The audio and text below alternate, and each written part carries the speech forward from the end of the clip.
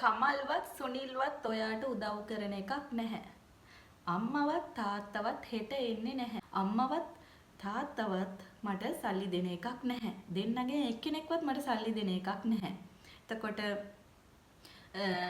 සුපුනිවත් කසුනිවත් මාත් එක්ක කතා කරන එකක් නැහැ. දෙකෙන් එකක්වත් වෙන එකක් නැහැ.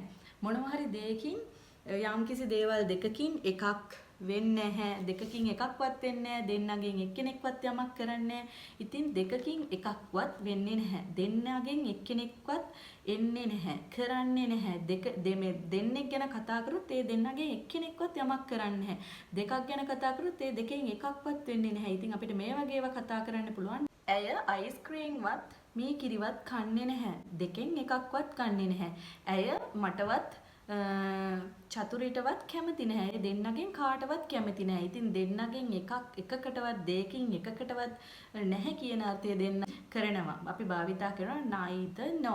එහෙමත් නැත්නම් neither no. neither no කිව්වත් හරි neither no කිව්වත් හරි. අපි බලමු මේකට examples ටිකක්. සුන්වත් සුනිල්වත් ඔයාට උදව් කරන එකක් නැහැ. එතකොට අපි කියන්නේ neither කසුන් ඊළඟ no වලින් පස්සේ තමයි අනිත් නම.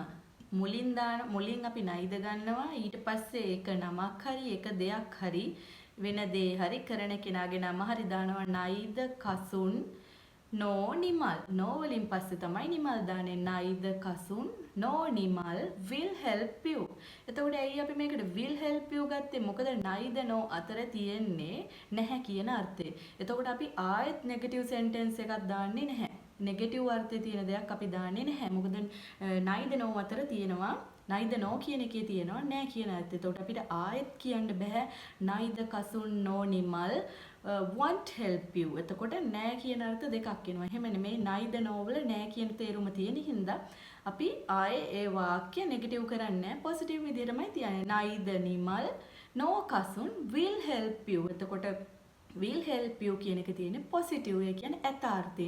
මේක කීයටවත් නැතාර්ථයට දාන්න බෑ. won't help you එහෙම නැත්නම් will not help you ගන්න බෑ. මොකද neither no කියන්නෙම නැහැ කියන අර්ථය. එතකොට අපිට ආයෙත් නැහැ කියලා වාක්‍යයක් දාන්න බෑ. දැම්මොත් ඒක වැරදි. කසුනිවත් රුවිනිවත් විභාගේ පාස් වෙන එකක් නැහැ. එතකොට කසුනිවත් රුවිනිවත් neither kasuni nor ruini will pass the exam. neither kasuni nor ruini will pass the exam. මේ කියන්නේ will pass the exam කියන එක won't pass the exam කරන්න බෑ. මොකද මං කිව්වා කලිනුත් positive වාක්‍ය තමයි අපි තියන්න ඕනේ. එතකොට neither kasuni nor ruini will pass the exam. ඔයාට අයිස්ක්‍රීම්වත් මේ කිරිවත් කන්න බෑ. මේ කිරිවත් කන්න බෑ ඔයාට සෙම තියෙනවා. ඒ හින්දා ඔයා අයිස්ක්‍රීම්වත් මේ කිරිවත් කන්න බෑ. අපි කොහොමද මේක කියන්නේ? You can eat neither ice cream nor curd. You can eat neither ice cream nor curd.